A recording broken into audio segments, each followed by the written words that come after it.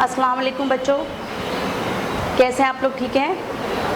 آج آپ کی جو ہے وہ اسلامیات کا سیکنڈ چیپٹر جو ہم نے لاسٹ ٹائم سٹارٹ کیا تھا، اس کا جو ہے وہ تیسرا جو ہے وہ ٹاپک ہے، یعنی کہ تیسری کلاس ہے آج اس کی سیکنڈ چیپٹر کی. اور آج جو ہے ہم مناسک حج کے بارے میں پڑھیں گے. اس سے پہلے ہم نے آپ کو حج کے بارے میں بتایا، حج کیا ہوتا ہے اور حج کی اہمیت کیا ہے، حج کے فضائل ہم نے پڑھے، اور یہ کہ حج ایک عالمگیر عبادت ہے، عالمگیریت رکھتی ہے اپنے اندر، اس پر ہم نے ڈسکشن کی. آج جو ہے ہم حج کے دوران جو اعمال حاجی انجام دیتا ہے اس کے بارے میں پڑھیں گے، جن کو ہم مناسک حج کہتے ہیں. ٹھیک ہے؟ سمجھ میں آ گئی آپ کو؟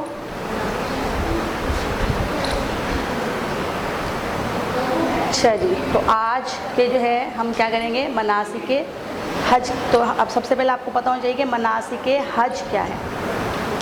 ٹھیک ہے؟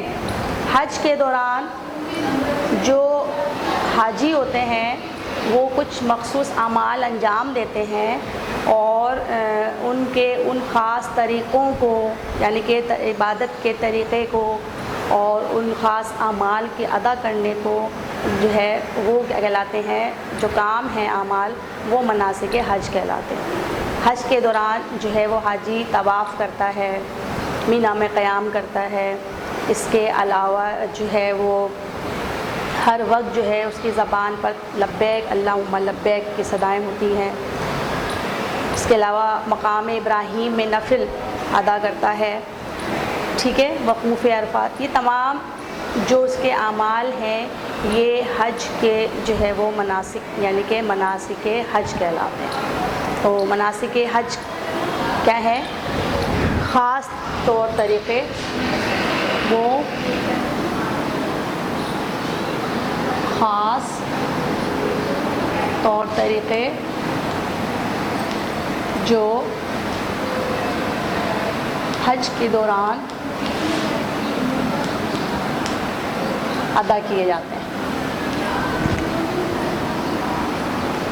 ٹھیک ہے؟ تو کیا کہلاتے ہیں؟ وہ مناسک حج کہلاتے ہیں. ٹھیک ہے؟ اچھا، اب ان مناسک حج میں چند کا ہم ذکر کریں گے. سب سے جو پہلا جو ہے وہ ہے آپ کا احرام باندھنا. ٹھیک ہے؟ سب سے پہلا جو کہ لازمی ہے،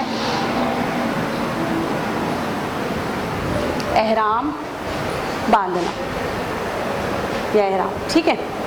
احرام کیا ہوتا ہے؟ یہ خاص لباس ہوتا ہے جو حاجی حج کے دوران پہنتے ہیں، اور یہ 2 چادروں پر مشتمل ہوتا ہے. ٹھیک ہے؟ اور ان میں سے ایک چادر جو ہے وہ تہمت کے طور پر باندھی جاتی ہے، اور دوسری جو ہے وہ کاندھوں پر ڈالی جاتی ہے. اور آپ کو پتہ معلوم ہونا چاہیے کہ حج کے دوران سلے ہوئے کپڑے پہننا جائز نہیں ہے. ٹھیک ہے؟ تو احرام کے معنی ہے حرام کر لینا.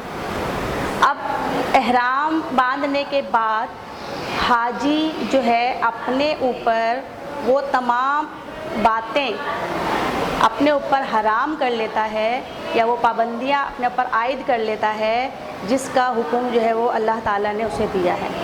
مثال کے طور پر احرام کی حالت میں حاجی خوشبو نہیں لگا سکتا، شکار نہیں کر سکتا، اور مرد کے لیے سلا ہوا کپڑا اور بند جوتا پہننے کی اجازت نہیں ہے. ٹھیک ہے؟ تو یہ باتیں جو ہے وہ اپنے اوپر حرام کر لیتا ہے. اس لیے احرام باندھنے کے بعد اب وہ یہ کام نہیں کرے گا، کیونکہ اللہ کا حکم ہے کہ اسے یہ کام نہیں کرنا. تو احرام کا مطلب ہے حرام کر لینا اپنے اوپر ایسی باتیں جس کا اللہ نے حکم دیا ہے، جو اب اسے حج کے دوران یہ کام نہیں کرنا ہے. ٹھیک ہے؟ سمجھ میں آ گئی؟ تو احرام اصل میں کیا ہے؟ دو چادروں پر مشتمل ایک لباس ہے مردوں کے لیے خاص طور پر. خواتین تو جو ہے سلا ہوا کپڑے ہی پہنیں گی. تو مردوں کے لیے دو چادریں ہوتی ہیں سفید رنگ کی، جن میں سے ایک تہمت کے طور پر استعمال ہوتی ہے اور دوسری جو ہے وہ اپنے کاندھوں پر ڈالتا ہے. دراصل احرام کے ذریعے انسان جو ہے، حاجی جو ہے، یہ اس بات کا اظہار کرتا ہے کہ اس نے اللہ کے گھر آ کر اپنے اوپر دنیاوی چیزوں کو حرام کر لیا. اب وہ اللہ کے دربار میں حاضر ہے، اب جو ہے وہ اللہ کی مرضی کے مطابق اپنی جو ہے وہ جتنے بھی وہ وقت گزارے گا اللہ کی مرضی کے مطابق گزارے گا، اور اس کی کوشش یہ ہوگی کہ وہ اب کوئی ایسے کام نہ کرے جو اللہ تعالیٰ کو ناپسند. ٹھیک ہے. دوسری چیز جو حاجی حج کے دوران کرتے ہیں وہ ہے تلبیہ.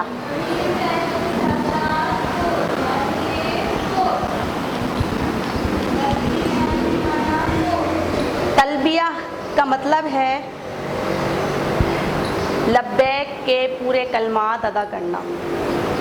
اکثر آپ لوگوں نے حج دیکھا ہوگا یا آپ کے رشتہ داروں میں سے بھی لوگ حج کرنے گئے ہوں گے، انہوں نے بتایا ہوگا آپ کو کہ جب حاجی احرام باندھ لیتا ہے تو احرام باندھنے کے بعد بکثرت جو ہے یہ کلمات ادا کرتا ہے. لبیک اللہم لبیک، لبیک لا شریک لک لبیک، ان الحمد والنعمت لک والملک لا شریک لک. یعنی کہ میں حاضر ہوں، اے اللہ میں حاضر ہوں، میں حاضر ہوں، تیرا کوئی شریک نہیں، میں حاضر ہوں. بے شک تمام تعریفیں، نعمت اور بادشاہی تیرے لیے ہے، تیرا کوئی شریک نہیں. یعنی کہ اللہ تعالیٰ کی بڑائی، اللہ تعالیٰ کی وحدانیت کا اقرار کرتا ہے.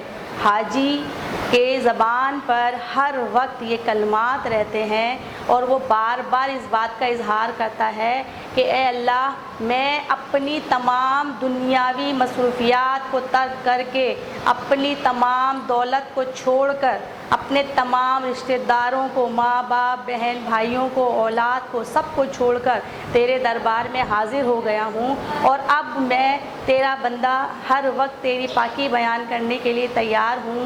میں تیرے دربار میں حاضر ہوں کیونکہ تو ہی میرا رب ہے، تو ہی جو ہے ہمارا خالق ہے، اور تیرے سوا کوئی دوسرا رب نہیں، تیرا کوئی شریک نہیں ہے.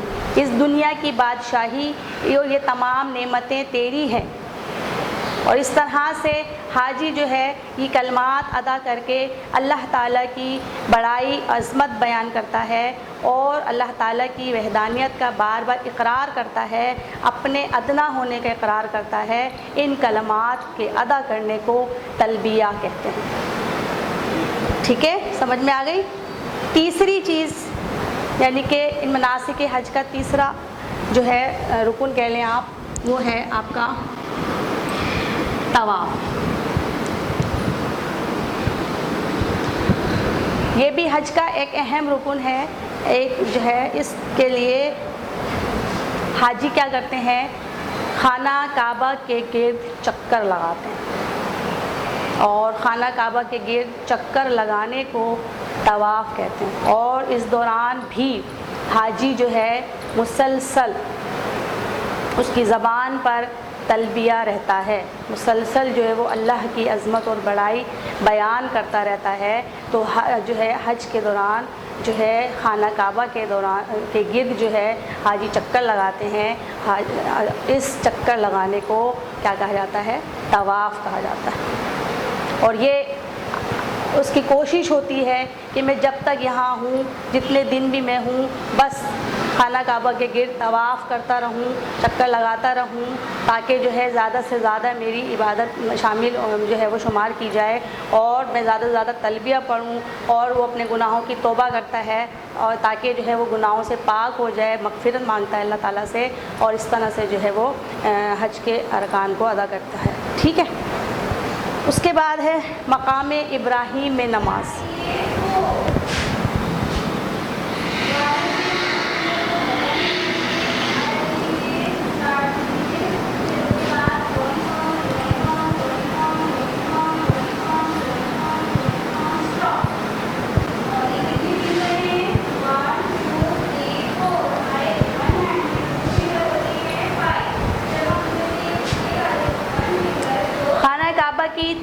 جب حضرت ابراہیم علیہ السلام اور حضرت اسماعیل علیہ السلام نے کی تو اس وقت جس جگہ پر یعنی کہ جس پتھر پر کھڑے ہو کر حضرت ابراہیم علیہ السلام نے خانہ کعبہ کی دیواریں بلند کی تھیں، خانہ کعبہ کی دیواریں کھڑی کی تھیں، اس جگہ کو مقام ابراہیم کہا جاتا ہے۔ اور وہ جگہ جو ہے اللہ تعالیٰ کو اتنی پسند ہے، اپنے نبی کے وہ مقام جہاں اس کے قدم جو ہے رکھے گئے، اللہ تعالیٰ کو یہ مقام اتنا پسند ہے کہ اللہ تعالیٰ نے اس جگہ پر نوافل ادا کرنے کو حج کے جو ہے وہ مناسک میں شامل فرما دیا۔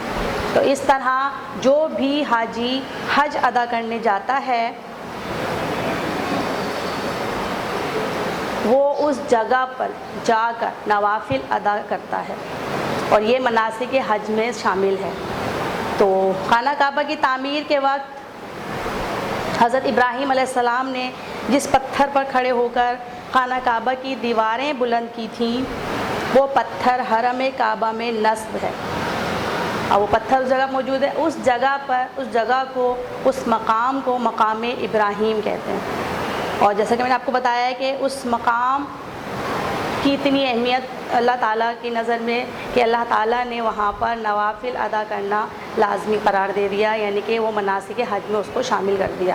تو تمام حاجی جب بھی طواف کرتے ہیں، خانہ کعبہ کا طواف کرتے ہیں، تو طواف کے بعد جو ہے 2 رکعت نوافل ادا کرتے ہیں، ٹھیک ہے؟ تو یہ بھی مناسک حج میں شامل ہے۔ اس کے بعد 5واں جو کام کرتے ہیں حاجی وہ ہے آپ کا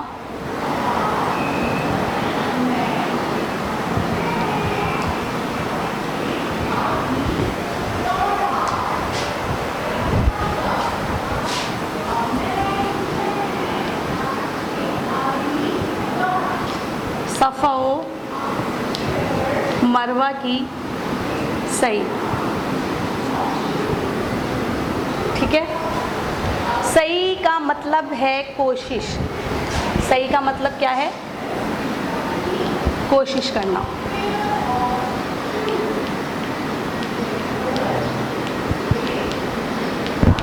اور صفا اور مروہ 2 پہاڑیاں ہیں، ٹھیک ہے؟ جب حضرت ابراہیم علیہ السلام کو اللہ تعالیٰ نے حکم دیا کہ آپ حضرت حاجرہ اور حضرت اسماعیل علیہ السلام کو عرب کے اس مقام پر چھوڑ کر آئیں، اور پھر اللہ کے حکم سے حضرت ابراہیم علیہ السلام، بی بی حاجرہ اور حضرت اسماعیل علیہ السلام کو اس جو ہے وہ ریگستان میں چھوڑ کر آ گئے جہاں آج جو ہے وہ مکہ معظمہ ہے۔ تو اس وقت وہاں آبادی کا نام و نشان نہیں تھا، پینے کو پانی نہیں تھا، اور حضرت ابراہیم علیہ السلام جب ان کو چھوڑ کر آ گئے تو اب حضرت حاجرہ کے پاس جو تھوڑا بہت کھانے کو پانی تھا، پینے کو اور کھانے کو کھجورے جو بھی سامان تھا کھانے پینے کا وہ ختم ہو گیا۔ تو اب حضرت اسماعیل علیہ السلام جو بہت چھوٹے تھے، شیر خوار تھے، دودھ پیتے بچے تھے، تو انہوں نے جو ہے بھوک اور پیاس سے بلکنا شروع کر دیا۔ یہ کیفیت ایک ماں کے لیے بڑی تکلیف دہ ہوتی ہے۔ ماں اپنے بچے کی اس تکلیف کو برداشت نہ کر سکی اور پانی کی تلاش میں نکل کھڑی ہوئی۔ حضرت حاجرہ صفا کی پہاڑی پر چڑھی، پانی دیکھا، کہیں پانی نظر نہیں آیا، وہاں سے پھر مروہ کی پہاڑی پر چڑھی، اور ہر چکر کے بعد وہ آ کے دیکھتی تھی اپنے بچے کو کہ میرے بچے کا کیا حال ہے، اور پھر دوبارہ پانی کی تلاش میں نکل جایا کرتی تھی۔ تو اس طرح حضرت بی بی حاجرہ نے جو ہے صفا اور مروہ کے 7 چکر لگائے۔ جب وہ 7ویں بار چکر لگا کر واپس آئی اپنے بیٹے کے پاس تو انہوں نے دیکھا کہ بچہ جہاں لیٹا ہوا تھا اور اپنی ایڑیاں رگڑ رہا تھا زمین میں، وہاں قدرت نے پانی کا ایک چشمہ جاری کر دیا۔ بی بی حاجرہ بہت خوش ہوئی، انہوں نے پانی اپنے بچے کو پلایا اور خود بھی پیا اور اپنا مشکیزہ بھرا، اور جب پانی جب ان کی پیاس بجھ گئی، بھوک ختم ہو گئی، تو اب بی بی ہاجرہ اس چشمے پر ہاتھ رکھ کر کہتی ہیں زمزم زمزم، یعنی کہ رک جا. لیکن وہ چشمہ تو اللہ کے حکم سے جاری ہوا تھا، کیسے رک سکتا تھا؟ لہٰذا وہ چشمہ ایسا جاری ہوا کہ آج تک جاری ہے. اب حضرت بی بی ہاجرہ کی یہ کوشش اپنے بیٹے کے لیے پانی کی تلاش میں صفا و مروہ پر 7 مرتبہ چڑھنا اور اترنا، اللہ تعالیٰ کو یہ ادا بھی بہت پسند آئی اور اس کو بھی حج کے ارکان میں شامل کر دیا، مناسک حج میں شامل فرما دیا. اور اب حاجی جب حج ادا کرنے جاتے ہیں تو جہاں دوسرے مناسک ادا کرتے ہیں ان میں سے ایک صفا و مروہ کی سعی بھی ہے. سمجھ آ گیا آپ لوگوں کو؟ اور اس طرح سے جو ہے یہ صفا و مروہ کی جو سعی ہے تو یہ کس کی یاد میں کی جاتی ہے؟ حضرت بی بی ہاجرہ کی یاد میں، جو انہوں نے اپنے بیٹے کے لیے پانی کی تلاش میں کی تھی. سمجھ آ گیا آپ کو؟ نیکسٹ ہے مینا میں قیام.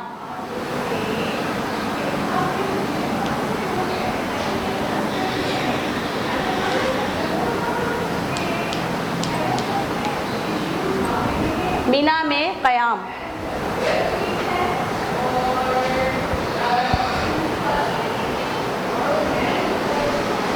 ذی الحج کو تمام حاجی یہاں جمع ہوتے ہیں اور قیام کرتے ہیں. قیام کا مطلب رکتے ہیں، اور اس کے بعد حج کے کچھ مخصوص اعمال ہیں ان کو انجام دیتے ہیں. اور یہ بھی مناسک حج میں سے ایک اہم جو ہے وہ رکن ہے، ایک اہم جو ہے وہ کہنا چاہیے کہ عمل ہے حاجیوں کا جسے کرنا لازمی ہوتا ہے. تو جہاں احرام باندھنا، وقوف اور تلبیہ بار بار ادا کرنا، زبان سے کہنا پڑھنا، اور جو ہے طواف، یہ مناسک حج میں شامل ہے.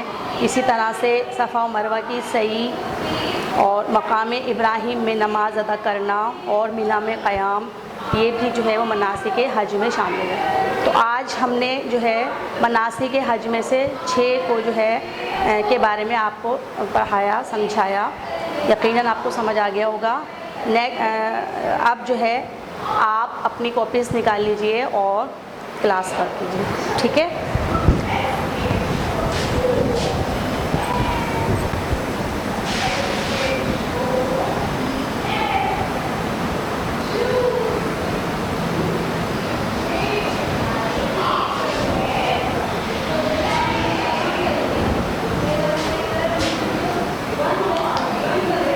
جی بچوں، سب سے پہلے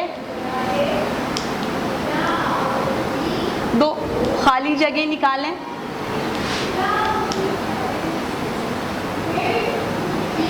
اور اس کو فل کریں.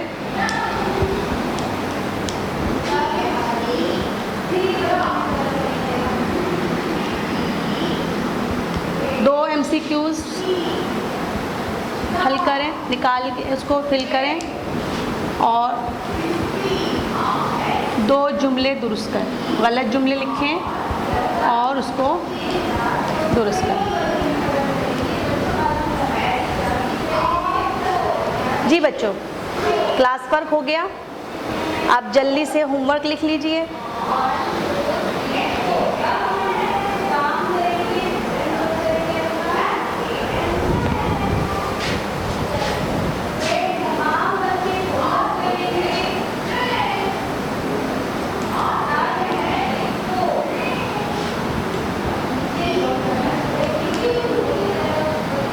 پہلا سوال ہے مناسک حج سے کیا مراد ہے؟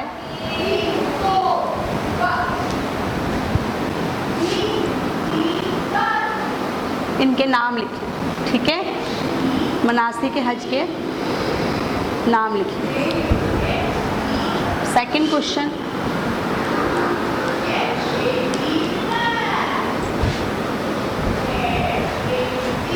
सेकेंड क्वेश्चन है, एहराम और तलबिया किसे कहते हैं?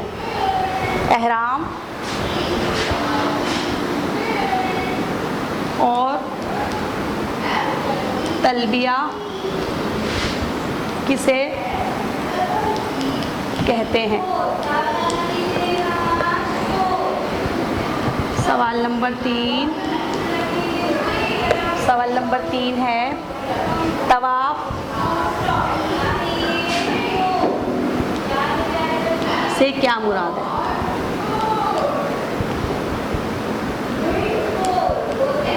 और आखिरी सवाल आज का,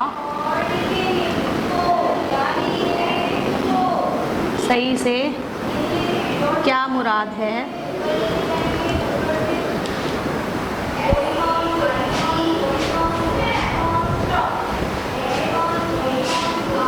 हाजी सही किसकी याद में